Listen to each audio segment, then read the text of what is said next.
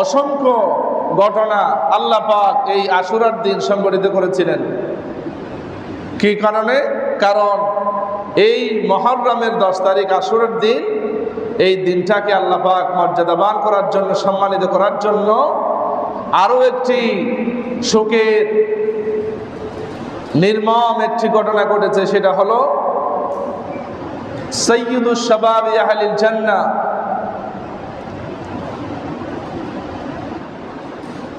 ইমাম হুসাইন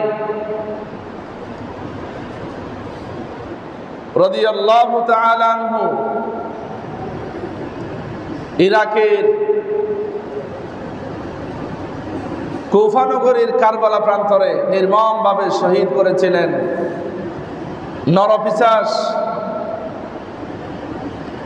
ইয়াজিদ। এই ঘটনা সংগঠিত হওয়ার মাধ্যমে এই আশুরার দিনটা হলো ইমানদার মুমিন মুসলমানদের জন্য সবচেয়ে বড় সুখের দিন। এই সুখের দিনে রাসূল করিম সাল্লাল্লাহু আলাইহি ওয়াসাল্লামের নাতি কলিজার টুকরা ইমাম হুসাইনকে নির্মমভাবে, পৈশাচিকভাবে, নিকৃষ্টভাবে রাসূলের কলিজার টুকরা, রাসূল যাকে বলেছিলেন রায়হানা, যেই নাতি সম্পর্কে নবীজি বলেছিলেন আমার সুগন্ধি হলো আমার ইমাম হুসাইন, আমার হৃৎপিণ্ড, আমার অক্সিজেন হলো আমার ইমাম হুসাইন, ইমাম হাসান হুসাইন আমার কলিজার টুকরা দুই নাতি, এরা হলো আমার সুগন্ধি, এরা হলো আমার হৃৎপিণ্ড, আমার আত্মা। সুতরাং আমার ইমাম হুসাইনকে যারা কষ্ট দিবে, শহীদ করবে, এদের সাথে আমার কোনো সম্পর্ক নাই। সুতরাং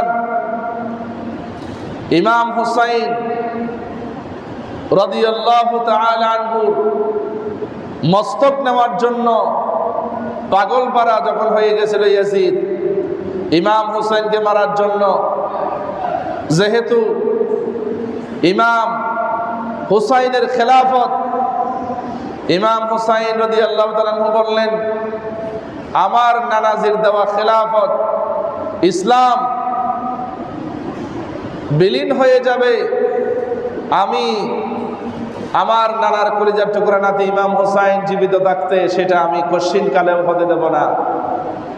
সঙ্গী সাথীদেরকে বললেন ইয়াজিদ যেহেতু আমার মস্তক চাই, আমি ইরাকের কুফায় যাব, তোমরা এখানে মদিনায় অবস্থান করো। রাসূলের আহলে বাইত, রাসূলের নাতি ইমাম হুসাইনের পরিবার সহ জলিল কদর সাহাবায়ে কেরাম বললেন ইমাম হুসাইন আপনাকে বিপদে ফেলে, আপনাকে কুফা নগরীতে ফেলে আমরা মদিনায় থাকতে পারবো না, সুতরাং আপনার সাথে আমরাও যাব। 72 জন সঙ্গী সাথী ইমাম হুসাইনের সাথে গেলেন, শহীদ হয়ে গেলেন। এক ফুটা পানি না দিয়ে ইমাম হুসাইন নির্মমভাবে 72 জন নারী, শিশু, পুরুষ হত্যা করলেন। হত্যা করার পরে এই ইবনে জিয়াদ রাসূলের কলিজার টুকরা নাতি ইমাম হুসাইনের মাথা মুবারককে শরীর থেকে আলাদা করে নিয়ে গিয়ে ইমাম হুসাইনের সামনে রাখলেন এবং সেই কাটা ইমাম হুসাইনের মাথা মুবারক মুখ দিয়া, গাল দিয়া, লাঠি দিয়া যখন গুঁতাচ্ছিলেন, তখন আল্লাহর নবীর এক জলিল কদর সাহাবী দেখে বললেন ও ইবনে জিয়াদ, ইয়াজিদ এতক্ষণ যা করেছো সহ্য করেছি, কিন্তু এখন যেটা করতেছো সেটা আমি সহ্য করতে পারবো না। যেই লাঠি দিয়ে তুমি ইমাম হুসাইনের মুখের মধ্যে, গালের মধ্যে, মাথার মধ্যে গুঁথা দিচ্ছ, আমি রাসূলকে দেখেছি এই ইমাম হুসাইনের মুখের মধ্যে, ঠোঁটের মধ্যে 1000 বারের বেশি মুহাম্মদ রাসূলুল্লাহ সাল্লাল্লাহু আলাইহি ওয়াসাল্লাম চুমু খেয়েছেন, আদর করেছেন। সুবহানাল্লাহ। সুতরাং ইসলামের ইতিহাসে সবচেয়ে বড় কলঙ্কিত ইতিহাস কারবালার ইতিহাস, যেটা ঘটেছিল আজকে এই আশুরার দিনে। এই ইমাম হুসাইন অন্যায়ের কাছে মাথা নত করে নাই, খেলাফতকে প্রতিষ্ঠা করার জন্য রাজতন্ত্র, ইয়াজিদের রাজতন্ত্র প্রতিষ্ঠার বিরুদ্ধে যিনি ভূমিকা রেখেছিলেন, রসুলের কলিজার টুকরা নাতি ইমাম হুসাইন রাদিয়াল্লাহু তাআলা আনহু নিজের পরিবারের জান দিয়ে জীবনের শেষ মুহূর্ত পর্যন্ত দ্বীনকে বিজয়ী করার জন্য, খেলাফতকে বিজয়ী করার জন্য চেষ্টা করেছিলেন। তিনি হলেন ইমাম হুসাইন রাদিয়াল্লাহু তাআলা আনহু। সুতরাং এখান থেকে শিক্ষা হলো, ইমাম হুসাইন অন্যায়ের কাছে মাথা নত করে নাই, অন্যায়ের কাছে আপোষ করে নাই। জীবনের শেষ মুহূর্ত পর্যন্ত ইবনে জিয়াদের বিরুদ্ধে, ইয়াজিদের বিরুদ্ধে, শেমারের বিরুদ্ধে তিনি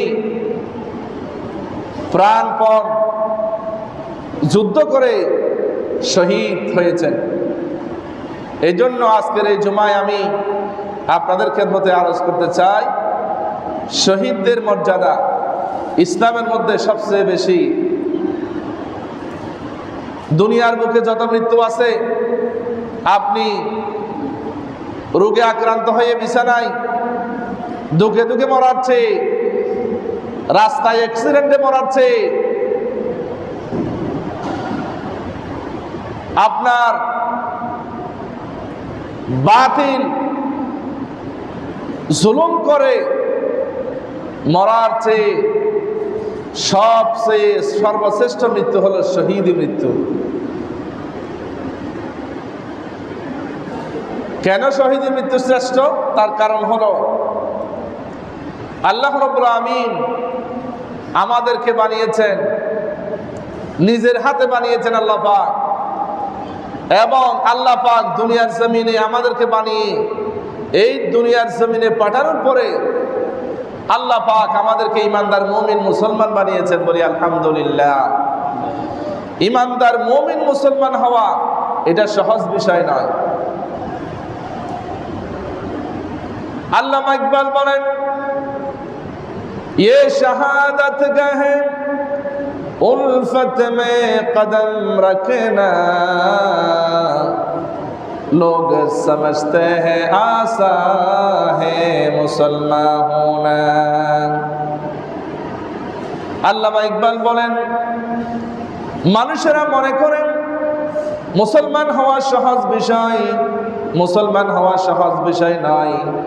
মুসলমান হওয়া মানেই হলো ইমানের দরিয়ায় শহীদি ময়দানের মধ্যে, শহীদের ঈদগাহের মধ্যে শামিল হয়ে যাওয়া।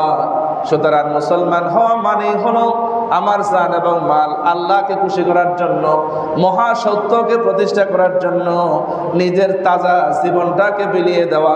এটার নামই হচ্ছে মুসলমান। সুবহানাল্লাহ। সুতরাং মুসলমান হওয়া এটা সহজ বিষয় নয়।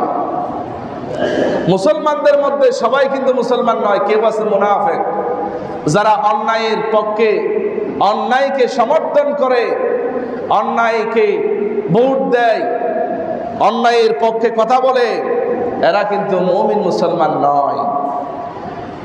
মুমিন মুসলমান হলো তারাই যারা জীবনের শেষ মুহূর্ত পর্যন্ত ইমাম হুসাইনের মতো যারা অন্যায়ের কাছে আপোষ করবে না।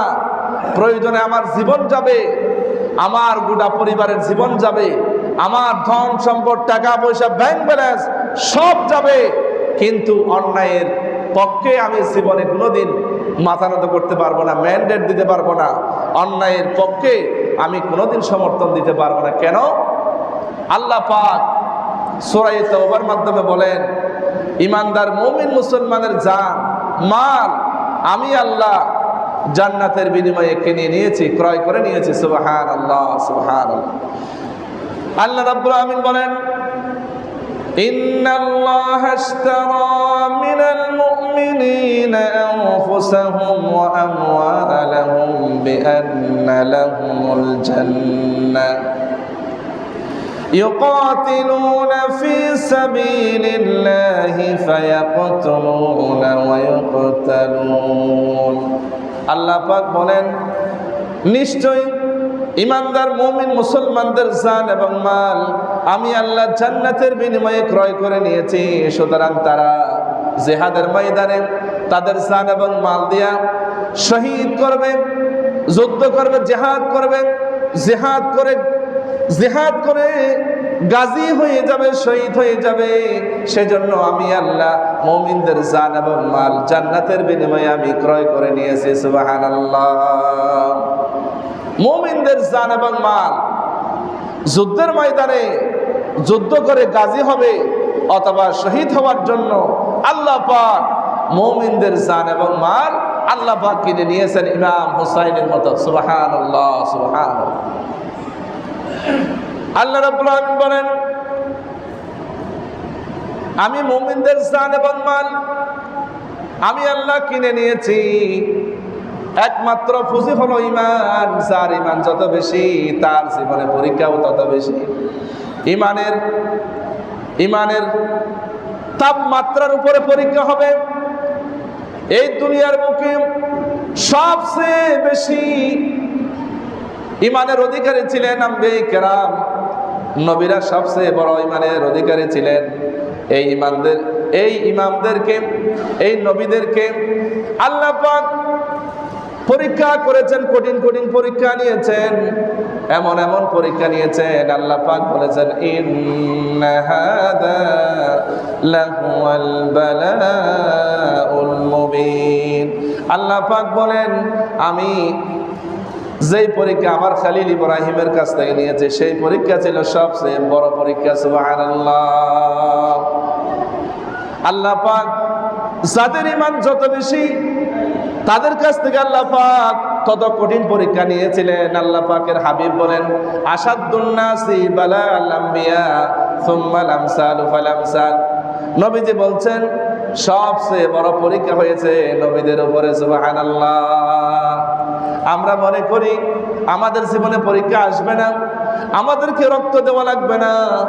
মহাসত্যকে প্রতিষ্ঠা করার জন্য মহাসত্য হলো আল্লাহ, মহাসত্য হলো আল্লাহ, মহাসত্য হলো রাসূল, মহাসত্য হলো কোরআন, মহাসত্য হলো ইসলাম। এই দ্বীনের জন্য, ইসলামের জন্য, আল্লাহর জন্য, রাসূলের জন্য যারা জীবন দেয় এরাই হলো শহীদ। সুবহানাল্লাহ, সুবহানাল্লাহ। এই জন্য আমাদের জান এবং মাল আল্লাহ পাক কিনে নিয়েছেন জান্নাতের বিনিময়ে। আল্লাহ পাকের হাবিব বলেন, যারা দ্বীনের জন্য, ইসলামের জন্য ইমাম হুসাইনের খেলাফত, ইমাম হুসাইন রাদিয়াল্লাহু তাআলা আনহুর মতো খেলাফতকে প্রতিষ্ঠা করার জন্য যারা শহীদ হয়, এই শহীদদের কিয়ামতের ময়দানে কোনো বিচার করা হবে না। তারা শহীদদেরকে আল্লাহ পাক একটা নূর দিয়া দিবেন। কিয়ামতের ময়দানে আল্লাহ পাক একটা জান্নাতের নূর দিয়া দিবেন। আল্লাহ পাক যখন শহীদদেরকে দেখবেন, আল্লাহ পাক জিজ্ঞেস করবেন, তোমরা কারা? শহীদরা বলবে, রব্বুল আলামিন, আমরা হলাম শহীদ তোমার দ্বীনের জন্য, তোমার জন্য, তোমার দ্বীনের জন্য আমরা জান দিয়ে, মাল দিয়ে আমরা শহীদ হয়েছিলাম। আমাদেরকে কান কেটেছে, আমাদের মাথা মুবারক আলাদা করেছে, আমাদেরকে বুলেট মেরেছে, আমাদেরকে ছুরির আঘাত করেছে, স্টেন গান আমাদের আঘাত করেছে, আমাদের শরীরটাকে জ্বলন্ত জীবন্ত মানুষগুলিকে আগুনের করাতের মধ্যে দিয়েছে। আমরা হলাম শহীদ। আল্লাহ পাক বলবেন, ও শহীদ, তোমাদের আজকে কোনো বিচার করা হবে না, তোমাদের আজকে কোনো বিচার করা হবে না। তোমরা দ্বীনের জন্য, ইসলামের জন্য যারা শহীদ হয়েছ, তোমরা বিনা হিসেবে জান্নাতে প্রবেশ করো। সুবহানাল্লাহ। সুতরাং শহীদদের মর্যাদা ইসলামের মধ্যে সবচেয়ে বেশি। আল্লাহ রাব্বুল আমিন বলেন, যারা দ্বীনের জন্য, ইসলামের জন্য যারা শহীদ হয়, এদের কোনো মরণ নাই। সুবহানাল্লাহ, সুবহানাল্লাহ। আল্লাহ রাব্বুল আমিন বলেন, ولا تقولوا لمن يقتل في سبيل الله أموات بل أحياء ولكن لا تشعرون। আল্লাহ পাক বলেন, যারা দ্বীনের জন্য, ইসলামের জন্য যারা শহীদ হয়েছে, তারা মরে গেছে, পচে গেছে, গলে গেছে, এই কথা কোনোদিন বলো না। তারা হলো জীবিত, তাদের কোনো মরণ নাই, তারা অনন্তকাল জীবনের অধিকারী হয়ে যাবে। সুবহানাল্লাহ। আল্লাহ বলেছেন, ওয়ালাকিন লা তাশউরুন, কিন্তু তোমরা অনুধাবন করতে পারো না। যারা দ্বীনের জন্য, ইসলামের জন্য যারা শহীদ হয়, এদের কোনো মরণ নাই। শুধু তাই নয়, আল্লাহ পাক আরেক আয়াতে বলেন, ولا تحسبن الذين قتلوا في سبيل الله أموات بل أحياء عند ربهم يرزقون। আল্লাহ বলেন, যারা দ্বীনের জন্য, ইসলামের জন্য যারা শহীদ হয়, তারা মারা গেছে, এই কথা তোমরা ধারণা করিও না। লা তাহসাবান্না, ধারণা করিও না। বাল আহইয়াউন ইনদা রাব্বিহিম, তারা আল্লাহর কাছে জীবিত। শুধু জীবিত নয়, তারা মারা যাওয়ার সাথে সাথে কবরের মধ্যে ইনদা রাব্বিহিম ইউরজাকুন, আল্লাহর পক্ষ থেকে তারা রিজিকের ব্যবস্থা হয়ে যায়। সুবহানাল্লাহ। সুতরাং শহীদদের মর্যাদা ইসলামের মধ্যে সবচেয়ে বেশি। শহীদদের মৃত্যু হলো সবচেয়ে দামি মৃত্যু। সুবহানাল্লাহ, সুবহানাল্লাহ। এই জন্য আল্লাহ পাক বলেন, মানুষেরা মনে করে দুনিয়ার জমিনে এসে তারা ধারণা করে যে আমাদের উপরে ঈমান এনেছি, শুধু এতটুকুতেই আমরা জান্নাতে চলে যাব, আমাদের উপরে কোনো পরীক্ষা আসবে না, বিপদ আপদ বালা মুসিবত মামলা মুকদ্দমা আমাদের উপর আসবে না, সে কথা তোমরা ধারণা করিও না। আল্লাহ রাব্বুল আমিন বলেন সূরা আনকাবুত 2 এবং 3 নম্বর আয়াত, আল্লাহ পাক বলেন, আহাসিবান নাসু আন ইউতরাকু আন ইয়াকুলু আমান্না ওয়া হুম লা ইফতানুন। আল্লাহ পাক বলেন, যারা মনে করেন আমরা ঈমান এনেছি, মুমিন মুসলমান হয়ে গেছি, এই কথার উপরে আমরা জান্নাতে চলে যাব, আমাদের উপরে দুনিয়ার মধ্যে কোনো পরীক্ষা আসবে না, ওয়া হুম লা ইফতানুন, কোনো পরীক্ষা আসবে না, এই কথা তোমরা জীবনে কোনোদিন ধারণা করিও না। সুবহানাল্লাহ। অথচ তোমাদের পূর্ববর্তী যত জাতি ছিল, তোমাদের পূর্ববর্তী নবীদের উপরে আমি আল্লাহ পরীক্ষা করেছি, এবং পরীক্ষা করে আমি দেখতে চাই কারা সত্যবাদী, ঈমানের দাবিতে কারা সত্যবাদী, কারা মিথ্যাবাদী, সেটা দেখার জন্য আমি তোমাদের পূর্বেও আমি পরীক্ষা নিয়েছি। সুবহানাল্লাহ। আল্লাহ পাক বলেন, ওয়ালাকাদ ফাতান্নাল্লাযীনা মিন ক্বাবলিহিম ফালায়া'লামান্নাল্লাহুল্লাযীনা সাদাকু ওয়ালায়া'লামান্নাল কাযিবিন। আল্লাহ পাক বলেন, আমি তোমাদের পূর্বেও পরীক্ষা নিয়েছিলাম কারা সত্যবাদী। ঈমান আমি এনেছি, মুখে বললে হবে না, আমাদেরকে আমাদের ঈমানের দাবিটা আমাদেরকে কার্যত বাস্তবায়ন করতে হবে, ইমপ্লিমেন্ট করতে হবে। আমি আল্লাহ দেখতে চাই কারা মুখে স্বীকার করে, অন্তরে স্বীকার করে এবং কাজে পরিণত করে কিনা, কারা সত্যবাদী মিথ্যাবাদী, সেটা আমি দেখার জন্য তোমাদের পূর্বেও আমি পরীক্ষা নিয়েছি। সুবহানাল্লাহ। সুতরাং আল্লাহ পাক বলেন, আমি তোমাদের কাছ থেকে ইমানদার মুমিন মুসলমান হবা আর আরামায়েশে জীবন যাপন করবা, তারপরে সুন্দর করে কাটিয়ায় চড়ে দামি দামি কাফনের কাপড় পরে কবরে যাবে, মনে করতেছো জান্নাত এটা তোমার মামার বাড়ি দাদার বাড়ি আবদার, এইটা বলা হবে না। লা ইফতানুন, তোমার জীবনে পরীক্ষা আসবে। তোমাদের পূর্বের জাতিদের উপর পরীক্ষা এসেছে, শুধুমাত্র ইমানের দাবি করলেই জান্নাত পাওয়া যাবে না। আল্লাহ পাক বলেন তোমাদেরকে আমি জীবন দিয়েছি, তোমরা ছিলে মৃত মরা, এরপরে তোমাদেরকে জীবন দিয়েছি কেন? তোমাদেরকে ইমানের পরীক্ষা নেওয়ার জন্য।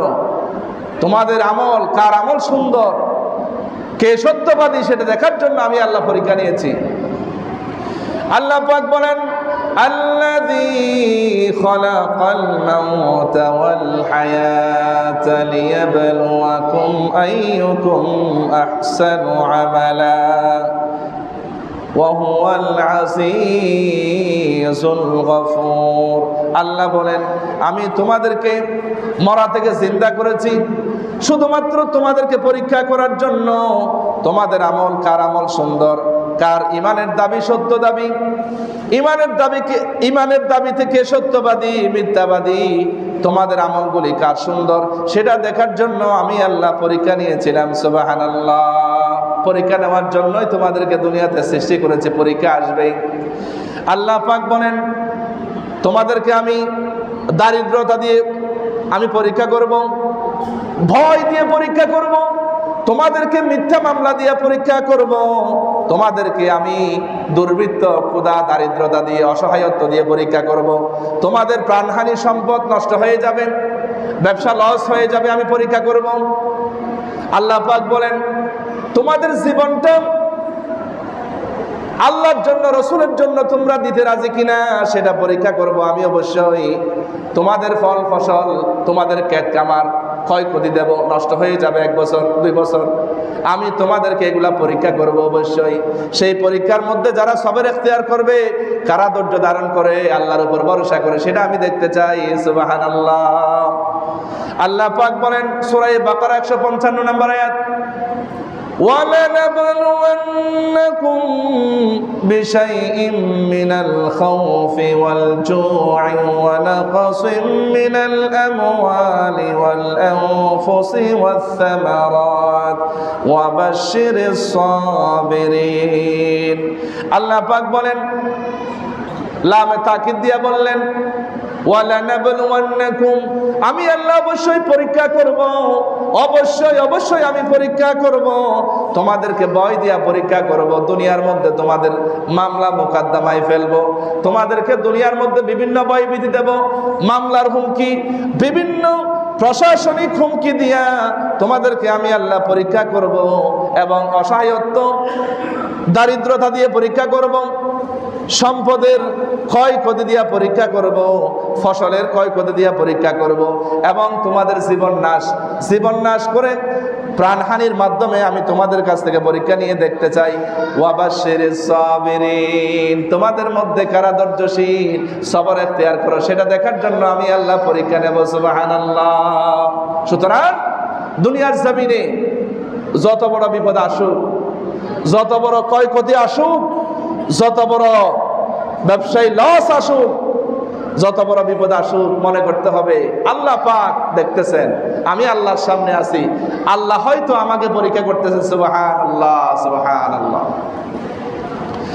আল্লাহর করে মেহমান বিন্দু ভালো করে খেয়াল করুন। আল্লাহ রাব্বুল আমিন আমাদেরকে পরীক্ষা করার জন্য এই দুনিয়ার বুকে পাঠিয়েছেন। আল্লাহর করে মেহমান বিন্দু যে সমস্ত নবীরা আল্লাহ পাক পরীক্ষা করেছিলেন, যারা আল্লাহর জন্য, দ্বীনের জন্য যারা শহীদ হয়েছিলেন, তাদের কি অপরাধ ছিল? আল্লাহ পাক বললেন তাদের অপরাধ হলো তারা একমাত্র আল্লাহর উপরে ঈমান এনেছিল।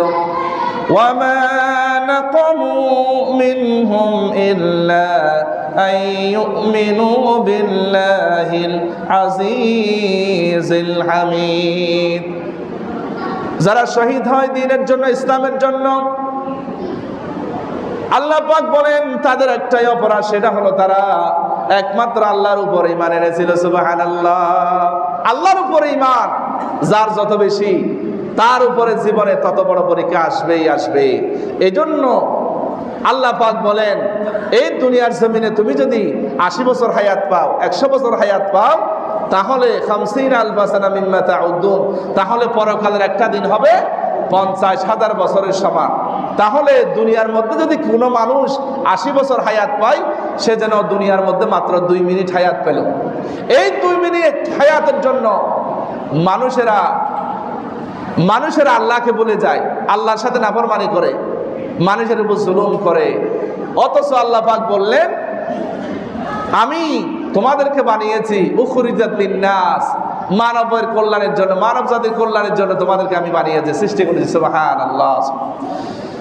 আল্লাহ পাক বলেন কুনতুম খায়রা উম্মাতিন উখরিজাত লিন্নাসি তা'মুরুনা বিল মা'রুফি ওয়া তানহাউনা আনিল মুনকার।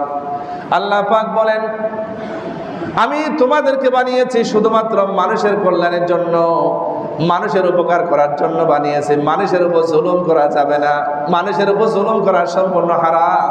মানুষের অন্তরের অভিশাপ যদি লেগে যায় তাহলে আপনার জীবনটা ধ্বংস হয়ে যাবে। সুতরাং আল্লাহ পাক বলেন একজন মানুষকে মারা মানি হলো, একটা মানুষকে কষ্ট দেওয়া, একটা মানুষকে হত্যা করা মানেই হলো ফাকান্নামা কাতালান নাসা জামিআ, সে যেন সমগ্র দুনিয়ার পৃথিবীর মানুষগুলা সবগুলা মানুষকে হত্যা করলো। নাউযুবিল্লাহ। আমরা দুনিয়ার বুকে ক্ষমতার লোভে মানুষকে হত্যা করি, মানুষের উপর জুলুম করি। দুনিয়ার মধ্যে সামান্য কয়েক বছর টাটকা সুখ পাওয়ার জন্য, সামান্য আরামায়েশের জন্য আমরা কিন্তু মানুষের উপর জুলুম করি। অথচ আল্লাহ পাক বললেন তোমার দিনটা কিন্তু চলে যাচ্ছে, তোমার দিন কিন্তু চলে যাচ্ছে। আল্লাহ পাক বলেন ইয়া আইয়ুহাল ইনসানু ইন্নাকা কাদিহুন ইলা রাব্বিকা কাদহান ফামুলাকি। আল্লাহ পাক বলেন তোমাকে আমি বানিয়েছি পরিশ্রম করার জন্য, কিন্তু তোমার পরিশ্রম করো আর নাই করো, আল্লাহকে পাওয়ার জন্য পরিশ্রম করো, আল্লাহকে পাওয়ার জন্য পরিশ্রম করো আর নাই করো, তোমার দিন কিন্তু মাইনাস হয়ে যাচ্ছে। সুবহানাল্লাহ। মোমবাতির মতো হায়াত চলে যাচ্ছে। আরেকজনের হক হারাম যদি আমার শরীরের ভিতরে ঢুকে, আমি যদি জুলুম করি, সেই জুলুম করেছি মানুষের উপরে, মানুষের হক মানুষকে দিয়ে দিতে হবে, মানুষের কাছ থেকে মাপ চেয়ে নিতে হবে, কারণ এটা আস্তে আস্তে বড় হয়ে যাবে। এই দুনিয়ার মধ্যে যদি দিতে না পারি, কিয়ামতের ময়দানে দেওয়ার আর কোনো সুযোগ নাই। নাউযুবিল্লাহ। আফসোস করবে, হায় রে হায় আমি কি করলাম, দুনিয়ার মধ্যে কেন আমি দিয়ে দিলাম না। মরার সময় আফসোস করবে, বলে যে আমি মানুষের হক পেয়েছি। ছেলেদেরকেও বলে না, তারা এবার আফসোস যখন ফালাউলা ইলা বালাগাতিল হুলকুম, এই রুটা যখন সিনার ভিতর থেকে বের হয়ে যখন গলার কাছে চলে আসে, তখন বলে আমি সব দিয়ে দেব। আল্লাহ বলেন এখন আর দেওয়ার সময় নাই, তওবা করার সময় শেষ হয়ে গেছে। মৃত্যু যখন এখানে চলে আসবে, গলার কাছে চলে আসবে, এখন যদি তওবা করো আর তওবা আল্লাহর কাছে কবুল হবে না। নাউযুবিল্লাহ। আগে ভাগে শক্তি থাকতে আপনাকে তওবা করতে হবে, পরের হক দিয়ে দিতে হবে। মানুষের উপর জুলুম করা যাবে না। যদি জুলুম করি তাহলে সেই জুলুম আল্লাহর কাছে বিশাল হয়ে যাবে, বড় হয়ে যাবে। 1 টাকা দিতে পারি না। অনেক সময় যারা বিভিন্ন এনজিও থেকে টাকা নেয়, দিতে না দিতে আস্তে আস্তে বড় হয়ে যায়, সুদের টাকাটা বৃদ্ধি পায়, মাসের পরে মাস, মাসের পরে মাস। এখানে আসল টাকা থেকে মুনাফাটা, সুদটা বড় হয়ে যায়। ঠিক তেমনি দুনিয়ার জমিনে যদি আপনি সেই মুনাফা যদি আপনি বাড়িয়ে ফেলেন, তাহলে ওখানে আফসোস করলেও আর কোনো গতি নাই। আমাকে আপনাকে জাহান্নামের মধ্যে 70 গজ 120 হাত 140 হাত লম্বা শিকল দিয়ে পেঁচাইয়া বেঁধে জাহান্নামের মধ্যে নিক্ষেপ করা হবে। সুতরাং এই জীবনের কোনো মূল্য নাই। সবচেয়ে দামি জীবন হলো শহীদি জীবন। ইমাম হুসাইন সেটা আমাদেরকে দেখিয়ে গেছেন। ইমাম হুসাইনের মতো অন্যায়ের কাছে আমরা আপোষ করতে পারবো না। অন্যায়ের কাছে আপোষ করলেই আমরা মুনাফিক হয়ে যাব, জালেম হয়ে যাব, রসুলের সামনে আমরা চেহারা দেখাতে পারবো না। এজন্য ইমাম হুসাইন রাদিয়াল্লাহু তাআলা আনহুর মতো আমাদেরকে ইমানের পরিচয় দিতে গিয়া যদি আমার জীবনও যায়, সেক্ষেত্রে আমি অন্যায়ের কাছে আমি আপোষ করতে পারবো না। এটার নামই হচ্ছে ঈমান। আল্লাহ পাক আমাদেরকে সেই কথাগুলি বোঝার তৌফিক দান করুক। আল্লাহ পাক বললেন, এই যে মুহররমের আশুরার আজকে দ্বিতীয় জুমা, এই মুহররমের আশুরার দিন আজকে, এই দিনটা হলো বড্ড সুখের দিন। শহীদি মৃত্যু যারা অর্জন করেছেন, এই দিনটা আল্লাহর কাছে আরো বেশি মূল্যায়িত হয়েছে ইমাম হুসাইনের শাহাদাতের মাধ্যমে। আল্লাহ পাক সেই কথাগুলি আমাদেরকে বোঝার তৌফিক দান করুক, আমিন। আসসালামু আলাইকুম ওয়া রাহমাতুল্লাহি ওয়া বারাকাতুহু।